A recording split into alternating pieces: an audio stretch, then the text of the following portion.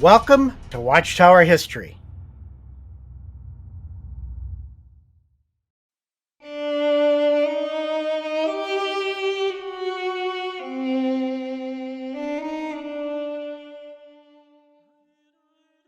In the Jehovah's Witnesses in the Divine Purpose book, it mentions that Judge Rutherford had been watching the German situation closely and was well acquainted with its development as it affected the witness work.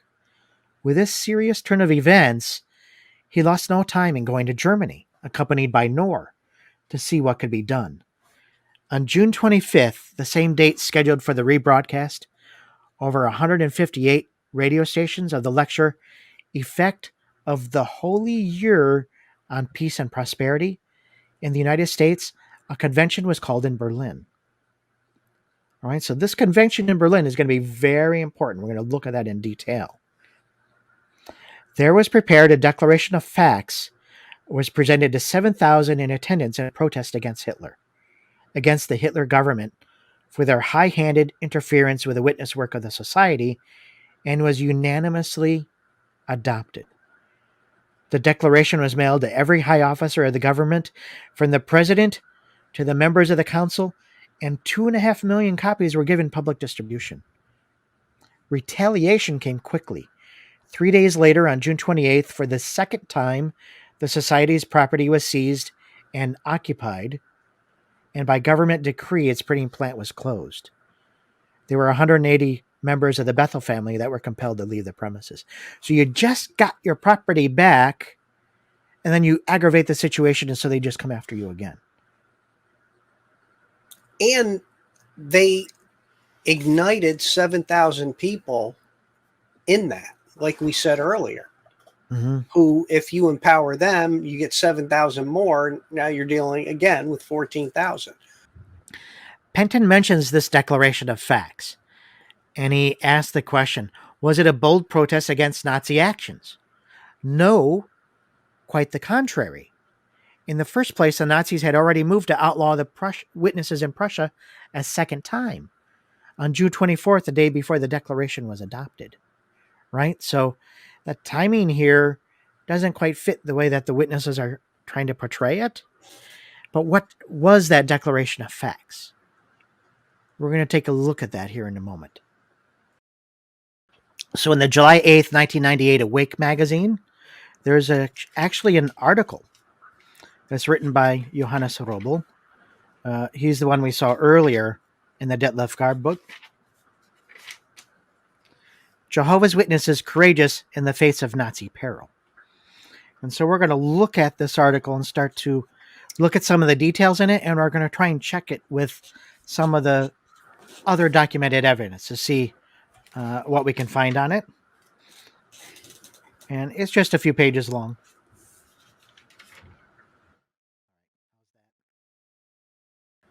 So under the subheading, a statement of intent, it says, with the government in transition and the country in turmoil, the witnesses wanted to make a clear statement of their position by means of the declaration.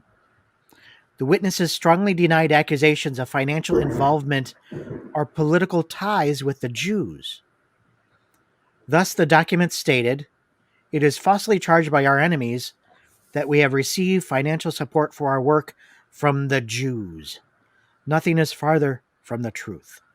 Up to this hour, there never has been the slightest bit of money contributed to our work by Jews. Having mentioned money, the declaration went on to denounce unfair practices of big business.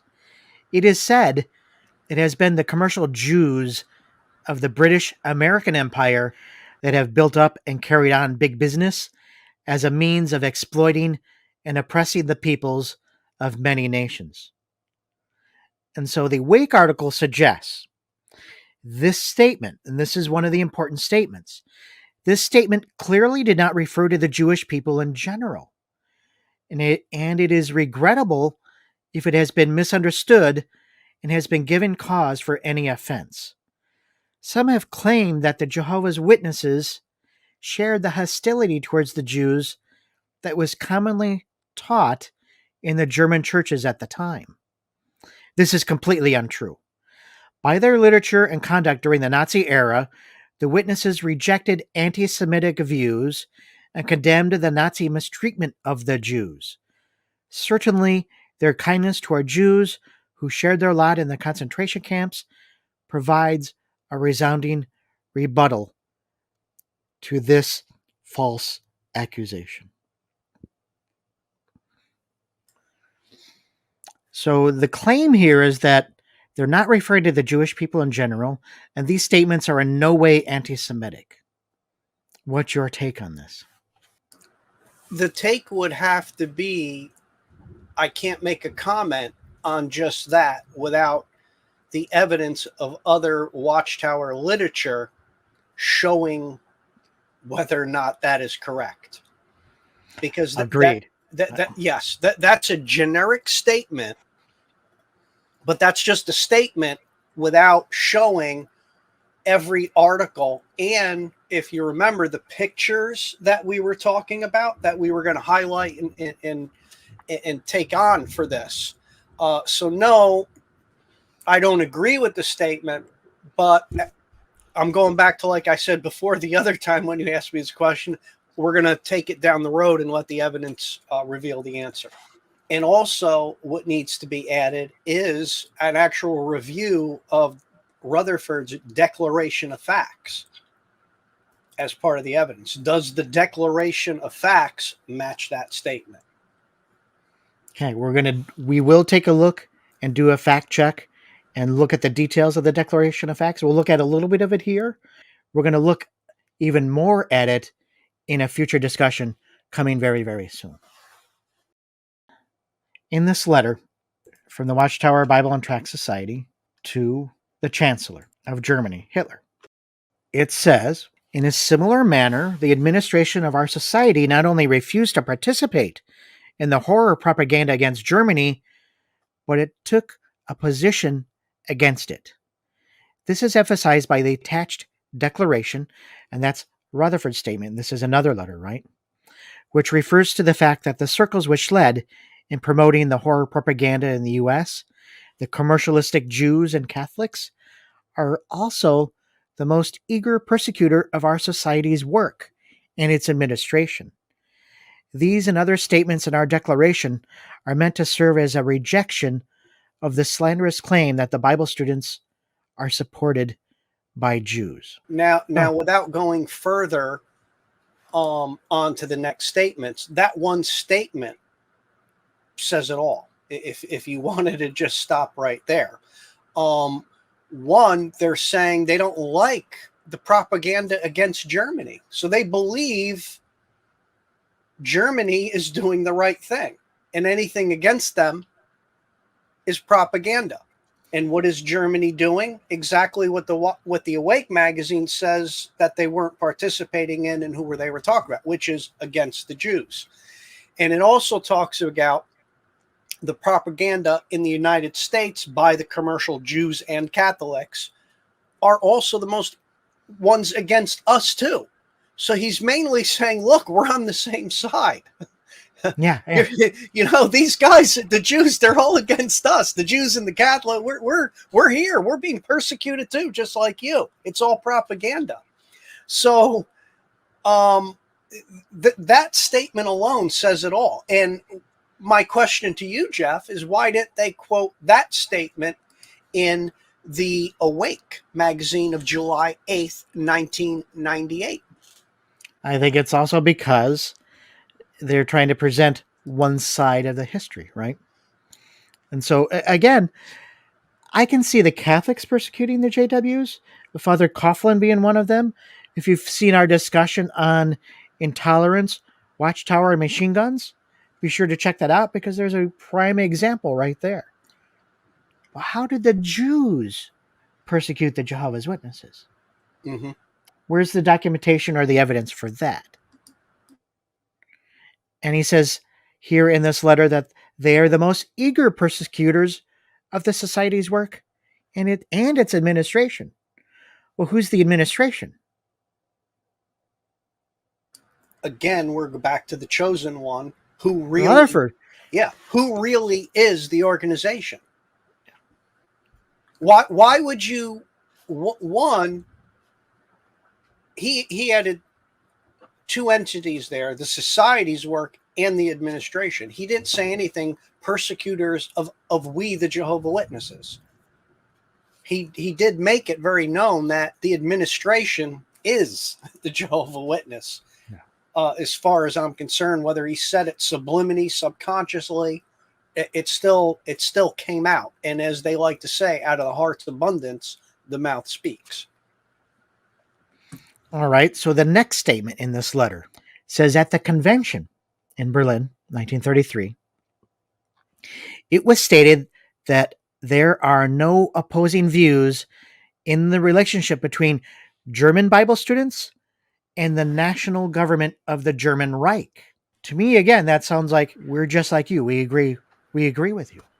There's no opposing views. Yeah. No opposing views except what you're doing to the Jewish people. Except what you're doing to us. Yeah. But stop and think. Stop and think. No opposing views with the Bible students in the German Reich. Basically, how they're treating the Jews. And in fact, to the contrary, it continues to say. And this sounds just like Moyle's letter to President Roosevelt. You didn't mention anything about, here's the Jews, but look at everything that's happening to us. I don't really mention the Jews in a lot of this literature. So, okay. The third statement I want to look at in this letter. It says, because of the supposedly harsh language of our literature, supposedly, some of our books were banned. The 5,000 delegate convention pointed out in this connection that the contents of our books that were objected to referred only to circumstances in the Anglo-American world empire, and that it, especially England, is to be held responsible for the League of Nations and the unjustified treaties and burdens placed on Germany. The things said in the above-mentioned spirit are therefore directed, whether in a financial, political, or Roman Catholic, ultramontane sense, against the oppressors of the German people and country, not against the Germany struggling against these burdens. Thus, the bans on Bible student literature are made absolutely incomprehensible.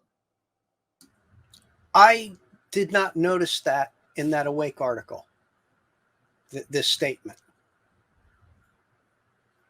So you could see for yourself, obviously, why. They're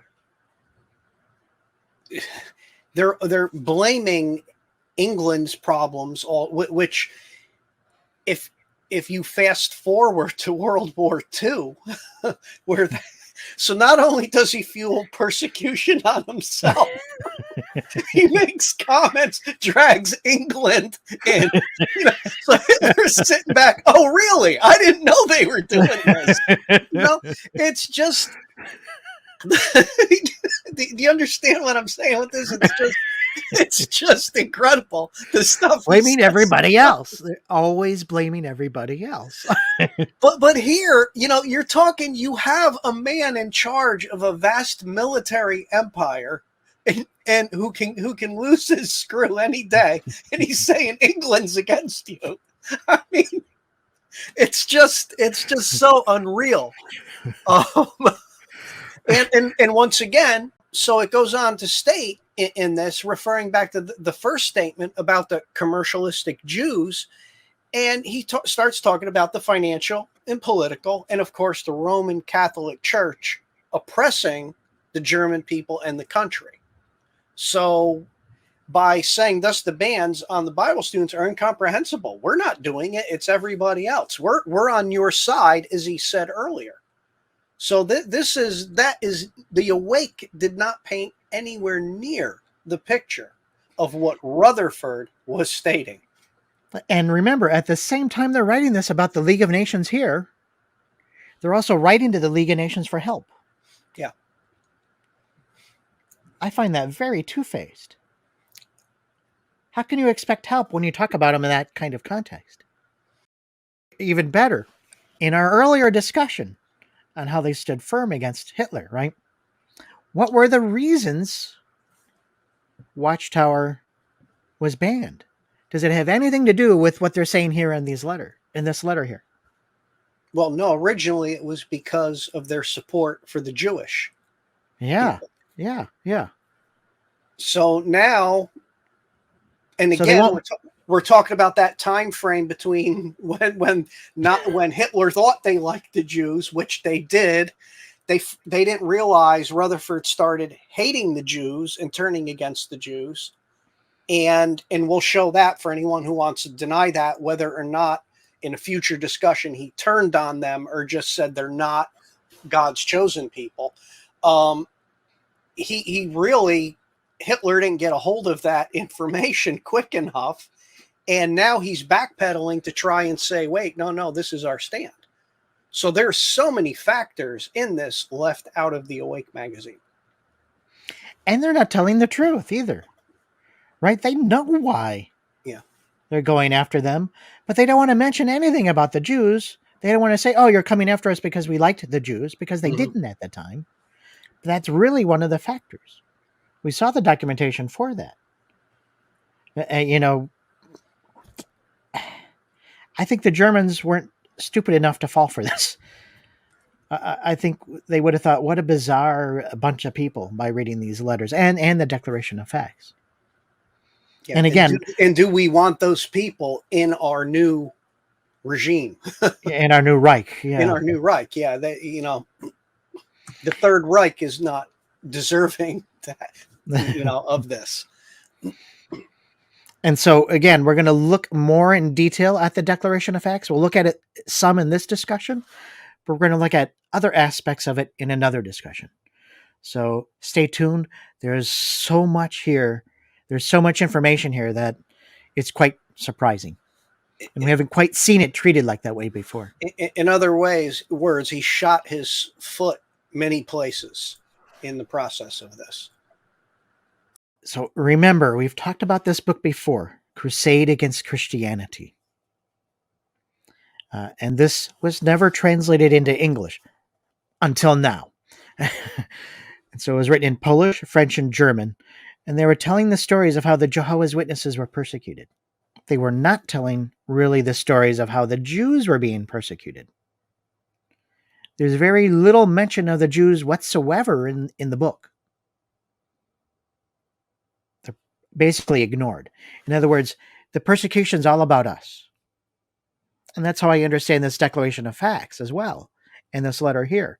It's all about us. We agree with your principles. We agree with what you're doing. Don't bother us. Whatever you're doing with anyone else, we're not going to even object to it. I find that reprehensible. Yeah, there was no concern whatsoever. And like they said, if you go back to the slide, they're really almost agreeing. They're agreeing with what's happening. We're everything against it is propaganda. We're not with that. So they're directly, not even really indirectly, they're directly taking a side with Hitler against the Jews. It's what it sounds like to me. Yeah. I don't think you can wiggle your way out of it. I think that's really what it looks like to me. And knowing some of the other things that we know that we'll get to in another discussion, it's very obvious. Leaves the question. So what you just said, why would Rutherford take such a stand? That's the important question. Yep. Another discussion for another time. And by the way, the Simone Leipster Foundation, they have a traveling exhibit about the Purple Triangle. And so when it came around to the Detroit area, we were able to go and travel to see it.